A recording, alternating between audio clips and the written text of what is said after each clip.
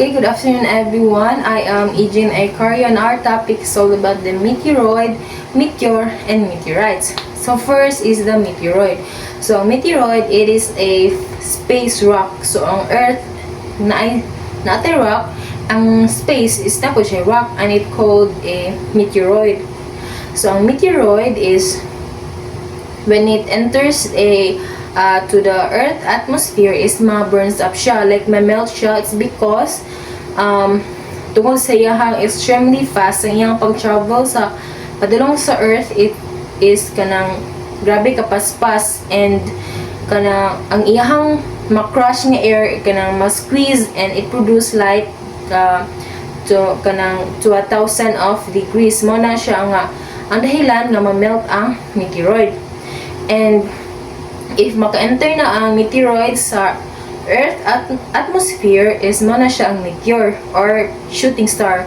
Mo na siya ang light phenomenon or ganang makita nga nato sa langit kahit ng light siya nga moagi gali siya mo kanang paspas siya nga mo kuan sa langit. So mo na siya ang shooting star or ginatawag nato og bulalakaw.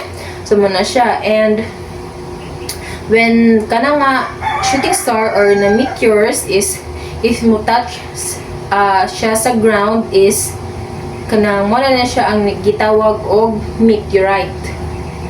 Okay, let's move on to the next slide.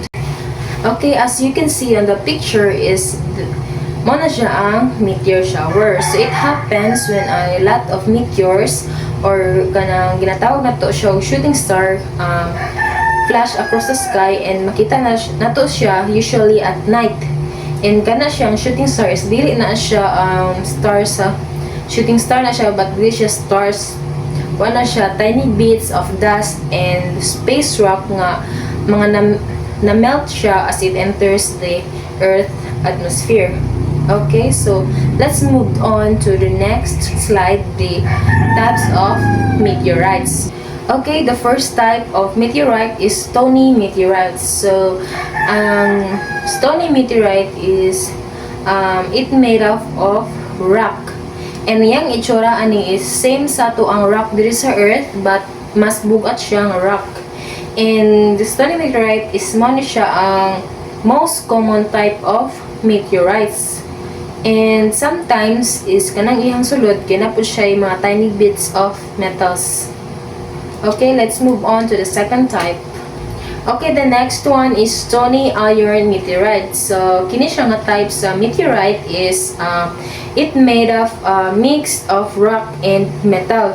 And kini siya nga type sa meteorite is very rare and beautiful because they often have a shiny metal and colorful crystals. Like makita dato diri sa picture is mo na siya ang stony iron meteorites. So let's move on to the last type, which is the iron meteorite. Okay, and for the last type is iron meteorite.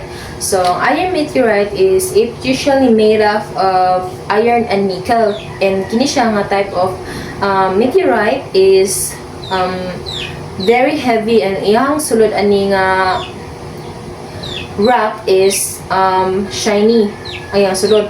And kini pud siya nga type sa meteorite is very rare gyapon ni siya but dali lang siya makita if mulan siya sa earth land. It's because sa iyang tough and dili siya dali ma-break nga rock.